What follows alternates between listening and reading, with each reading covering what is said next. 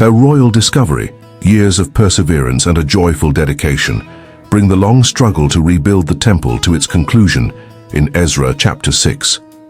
After Tattenai questioned whether the Jews truly had permission to continue construction, King Darius orders a search of the Persian archives, and what is discovered strengthens rather than stops the work in Jerusalem.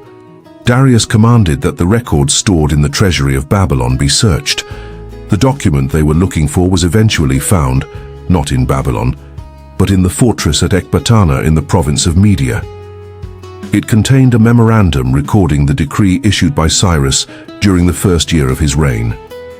Cyrus had indeed authorized the rebuilding of the house of God in Jerusalem. The decree stated that the temple was to be restored as a place for sacrifices, with its foundations firmly laid. It even specified its dimensions and instructed that the cost of construction be paid from the royal treasury. The gold and silver articles that Nebuchadnezzar had taken from the temple and carried to Babylon were also to be returned to Jerusalem and restored to their proper place. The evidence was clear. Darius therefore sent his decision to Tattenai, Shethar-Bozani, and their associates in the province beyond the river. Instead of ordering them to interfere, Darius commanded them to stay away from the construction and allow the governor of the Jews and their elders to rebuild the house of God on its original site. Then the king went further. Expenses for the project were to be paid promptly from royal revenues collected in the province. Whatever the priests in Jerusalem required, young bulls, rams and lambs for burnt offerings, along with wheat, salt, wine and olive oil, was to be supplied daily without fail. Darius wanted the priests to offer acceptable sacrifices to the God of heaven and pray for the lives of the king and his sons. He also issued a severe warning against anyone who attempted to alter his decree. Tattenai, Shethar-Bozani, and their associates carefully obeyed the king's command. With the prophets Haggai and Zechariah continuing to encourage them, the elders of the Jews prospered in their rebuilding. The work moved forward under the commands associated with Cyrus, Darius, and later Artaxerxes, kings of Persia. At last, the house of God was finished. The temple was completed on the 3rd day of the month of Adar, in the 6th year of the reign of Darius. What had once been burned and left in ruins was standing again.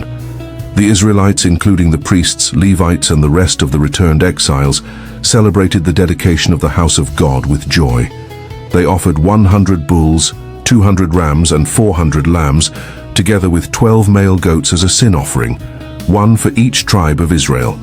The priests and Levites were then organized into their divisions for service in Jerusalem, according to what was written in the book of Moses. Soon afterward, another important celebration took place. On the 14th day of the first month, the returned exiles celebrated the Passover. The priests and Levites had purified themselves, and the Passover lamb was slaughtered for the returned exiles, their fellow priests and themselves. Those who had returned from exile ate the Passover meal together with others who had separated themselves from the practices of the surrounding peoples in order to seek the Lord, the God of Israel. For 7 days they joyfully celebrated the Festival of Unleavened Bread. Their joy had a clear reason. The Lord had turned the heart of the king toward them and strengthened their hands for the work of rebuilding his house. Ezra 6 brings to completion a journey that began with ruins, exile, and uncertainty. The rebuilding faced intimidation, political interference, and years of delay, but the work eventually reached completion, and there is a valuable lesson in how it happened. What once looked like an obstacle became part of the path forward.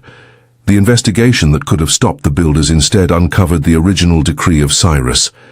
Darius not only confirmed their right to rebuild, he ordered government resources to support them. We cannot assume every difficulty will turn out exactly as we hope, but Ezra 6 encourages us not to judge the final outcome while we are still in the middle of the struggle. Faithfulness, patience, and perseverance can carry us through seasons when progress appears uncertain. The temple is now complete, worship has been restored, and Passover has once again been celebrated in Jerusalem. But the book of Ezra is not finished. Ezra chapter 7 moves the story forward to the reign of Artaxerxes, when Ezra himself finally enters the narrative, a priest and skilled teacher of the law who leaves Babylon for Jerusalem with the king's remarkable support.